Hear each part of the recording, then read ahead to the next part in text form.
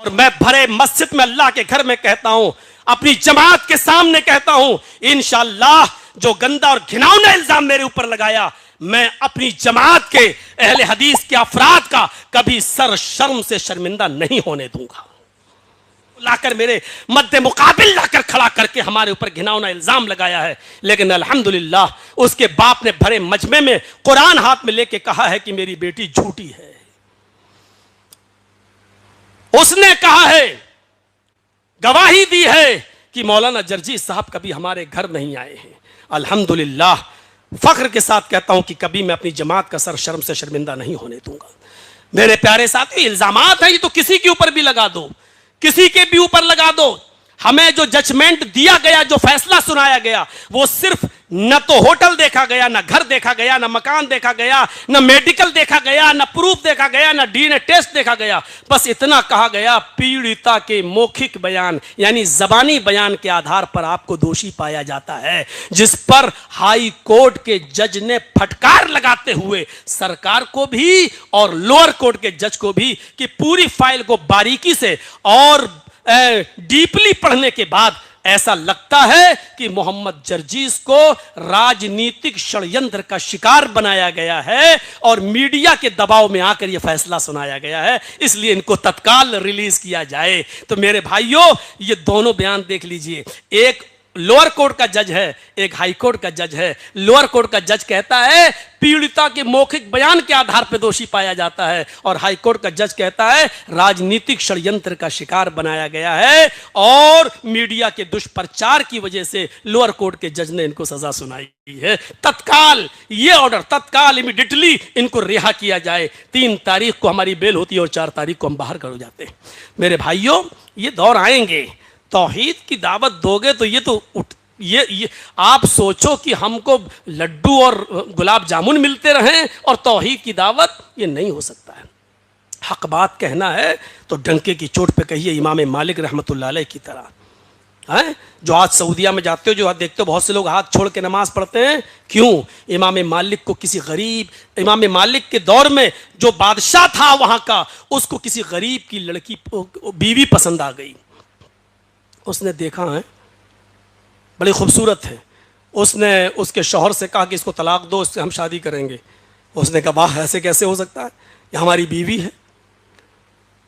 उलमा से पूछा, लोगों ने कहा अरे भाई उसकी तो बीवी है, कैसे तलाक देगा। उन्होंने कहा कि हम तुम्हारे पास दिरहम और दीनार, ये हर दौर में हुआ, मौलवी भी पैसों में बिके हैं, ये तबका भी पैसों में और दिरहम और दीनार में बिका है, इसमें कोई ताज्जुब की बात नहीं है। जब वो अशरफियों की और दिरहम दीनार की थैलियां फेंकी गईं तो उन्होंने एक मशवरा दिया कि आपके पास तो सिपाहियों की कमी थोड़ी है, किसी की तलवार उस गरीब आदमी की गर्दन पर रखवा दो और कह दो कि अगर तलाक नहीं दी तो गर्दन उड़ा देंगे, बस मजबूर होकर तलाक दे देगा। ऐसा ही किया गया। उस गरीब आदमी की बीवी बोली नहीं, हमारे शौहर की गर्दन मत उड़ाओ। अपने शौहर से कहा कि तुम जिंदा रहो, मेरे लिए इतना ही काफ़ी है। आज ये तुम्हें मजबूर किया जा रहा है तो तुम छोड़ दो, मुझे तलाक दे दो, मैं दिल से तुम्हें अपना शौहर वैसे ही मानती हूं, कम से कम तुम जिंदा रहोगे। तलाक दे दी, तलवार उसकी गर्दन पर रखी है। मजबूरी में उसने देखा कि बादशाह की ताकत तो बहुत ज्यादा होती है, सिपाही उसके अंडर में होते हैं। मजबूरी में उसने अपनी जबान से कह दिया कि मैंने तुझे तलाक दी। मौलवियों ने फतवा दे दिया कि तलाक हो गई।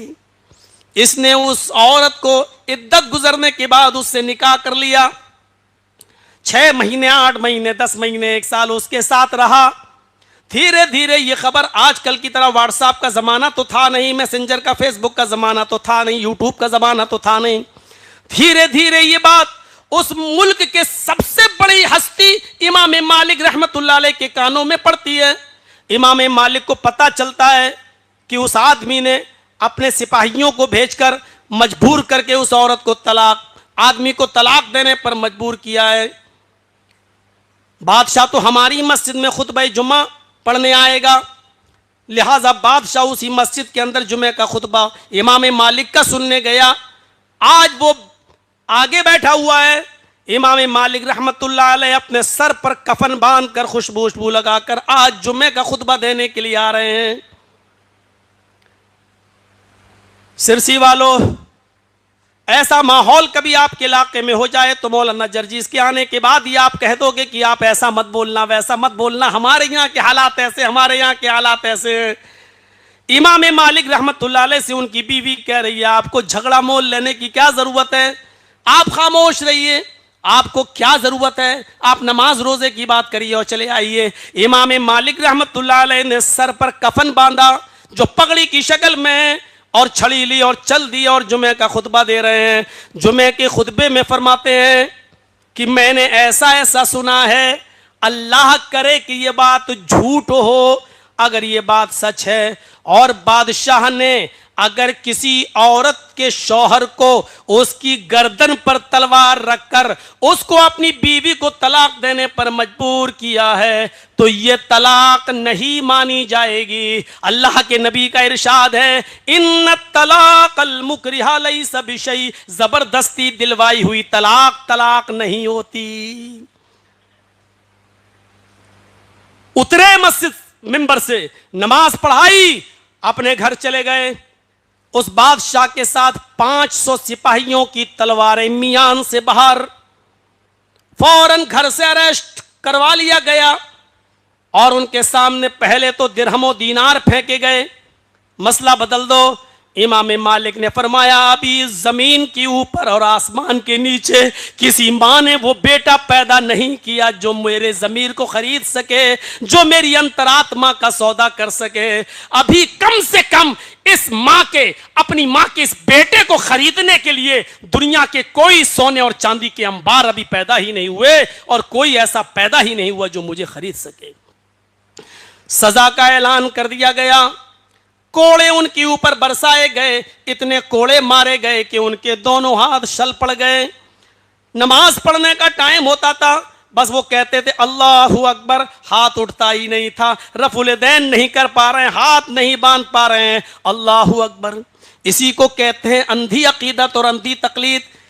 वो मजबूरी में हाथ नहीं बांध पा रहे हैं। आज उनके फॉलोअर्स, आज उनके मानने वाले कहते हैं मेरे इमाम ने हाथ नहीं बांधे तो हम भी नहीं बांधेंगे। आज वो हाथ छोड़कर नमाज पढ़ रहे हैं। मेरे भाइयों, इसी को कहते हैं कि अंधी अकीदत। उन्होंने मजबूरी में नहीं बांधे, हाथ चल पड़ गए। जब हाथ ही नहीं उड़ रहे हैं तो क्या करेंगे? मेरे प्यारे साथियों, इसके बाद भी चैन नहीं मिला, सुकून नहीं मिला। उनके हाथों में हथकड़ियां डाल दी गई और पैरों में बेड़ियां डाल दी गई और उनको ऊंट के ऊपर उल्टा पेट के बल लिटा दिया गया। ऐसे पैरों में बेड़ियां और हाथों में हथकड़ियां और उनको ऊंट के ऊपर ऐसे ही बिठा दिया गया और मदीने के बाजार में घुमाया जा रहा है, मदीने की गली गली में घुमाया जा रहा है, इसलिए कि लोग देख लें बादशाह का जो कहना नहीं मानता उसको बादशाह कितनी बड़ी सजा देता है। अगर किसी ने बादशाह के खिलाफ आवाज उठाई तो उसका यही अंजाम, बल्कि इससे भी बुरा अंजाम होगा। इमाम मालिक का तारुफ कराया जा रहा है। उसका वजीर इमाम मालिक को इस हाल में ऊंट के ऊपर डालकर लगाम को अपने हाथ में पकड़कर मदीने के बाजार में घुमा रहा है और कहता जा रहा है, देख लो आए मदीने वालों, देख लो इमाम मालिक को बादशाह का कहना ना माना, बादशाह की मुखालिफत की तो आज बादशाह ने उसको यह सजा दी है।